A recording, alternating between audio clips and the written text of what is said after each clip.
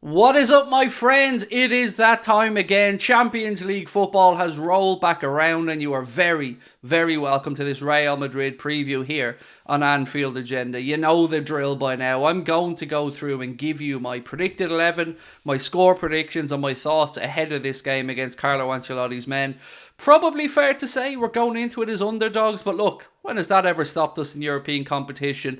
If we can pick up a good result at Anfield, it will set us up rather nicely for the return leg at the Santiago Bernabeu, and I'm buzzing for it. I'm absolutely, really, really, really excited. Partly because it's a massive occasion, of course, when you play Real Madrid, and partly because we're lucky enough to be going over to it. So before I go through and give you my predicted 11 and my score predictions, just want to give a shout out to our sponsor, Circl. The football sweepstakes game where the winner is decided by events that happen live on the pitch, and every single moment counts. You guys have seen us play along with Circl numerous times, so if you would like to join us, here's a couple of things that you need to know. Firstly, you need to be aged 18 years or over and a UK resident. Secondly, it is a gambling product, so of course we urge you to gamble responsibly. But the most important one for me, how do you get the £5 free bets on sign up? Well, what you have to do is scan that QR code in the top right hand corner of the screen, download the app, put in the referral code anfieldagenda, all one word, when you're signing up. That way, when you deposit and place your first £5 in bets, our friends at Circl will match that with £5 in free bets for you to use at your discretion. We've had lots of winners, giving away lots of money, and I love seeing people get a few quid. So if you want to play along with us, you know what to do. Right, look, let's get stuck into the nitty gritty. We don't know as of yet what the update is on Darwin Núñez. I'm recording this on Sunday evening, so as of right now, I'm going to go with Darwin still available. I know he could be out, but look, I'm an optimist. Sue me, give out to me, moan at me. And I don't even want to think about now having Darwin after how good he was in the last couple of games. And of course, that well-taken goal yesterday against Newcastle. How weird is it that they've only lost at home once this season? We beat them. And then they only lost before that once this season, and we beat them. Now, of course, we are in striking distance of those top four places. But this week, all eyes turn to the Champions League. And look, we're European royalty, so. But we're also up against European royalty, probably the kings of Europe in all honesty, with Real Madrid, more Champions Leagues or European Cups than anybody else, but sooner or later we'll have to get the better of them, and why not now? Why not over two legs instead of just in finals? So what have I gone with for the score prediction ahead of this one anyway? Well, my friends, what I've gone with is 4 Liverpool to win by 2-1. Now, full disclosure, I actually have a sneaky feeling it'll be 2-0 to Liverpool. Now look, people will call me delusional, I get it, I'm used to it. But I'm going to go with 2-1 to be on the safe side, because there's no away goals in the Champions League knockout stages anymore, so we don't have to worry about if Madrid do score, that it puts us under more pressure when we go away. If the tie's level after the 2 legs, it goes straight into extra time. It's as simple as that. So with that in mind, I think Madrid might just open up and the game could be a little bit end to end. I hope we see a similar Liverpool with regards to intensity and pressure that we've seen against Everton, not just in the Merseyside derby of course, but then against Newcastle yesterday. We've been getting slowly better and better, and it's no coincidence that having Virgil van Dijk back yesterday did give a bit of a calm reassurance to that back four. So I'm going to go for a 2-1 win for Liverpool, but I want to know your thoughts on that in the comment section.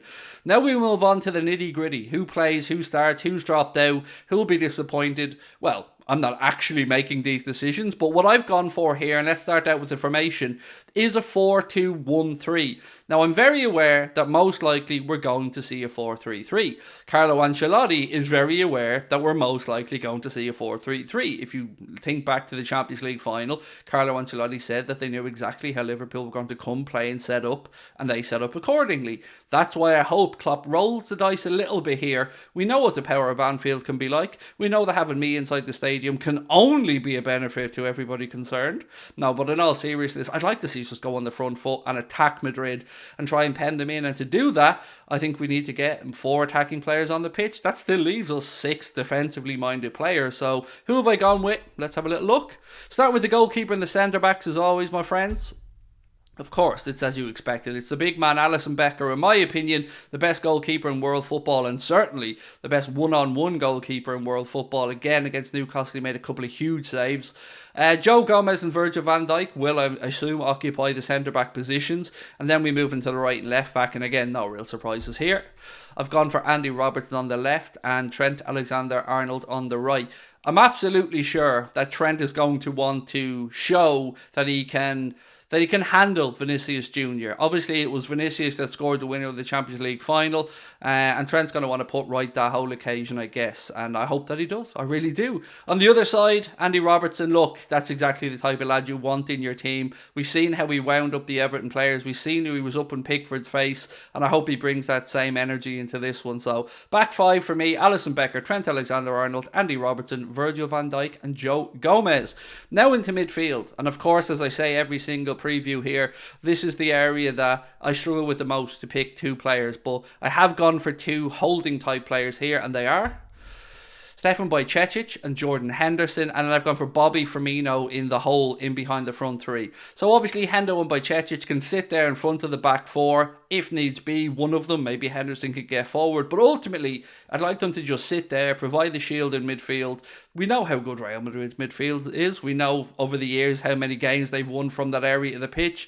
Luka Modric, Toni Kroos, Camavinga, the list goes on. Arlian Tchouameni, you know. Still sore about that one a little bit, to be honest, because he looks like a damn fine footballer. So I'd like to see Hendo and Bajcetic in there. I know it's a big occasion for the young man, but again, he hasn't shirked any responsibility since he's come into the starting 11, and right now I'd feel more confident with Bajcetic in there ahead of Fabinho. That's just my own take on it. So that's the midfield trio for me, or I should say midfield duo, with Bobby in the hole behind the front three. Now we go to the front three, and the only real question here was, if Darwin is fit, does he go central or does he go to the left? Well, based on what we've seen from Jurgen Klopp, I can only assume that we'll see Darwin, if he's fit, on the left-hand side, and of course, Mohamed Salah, the man himself, on the right. Perfect for me. And I think Darwin is...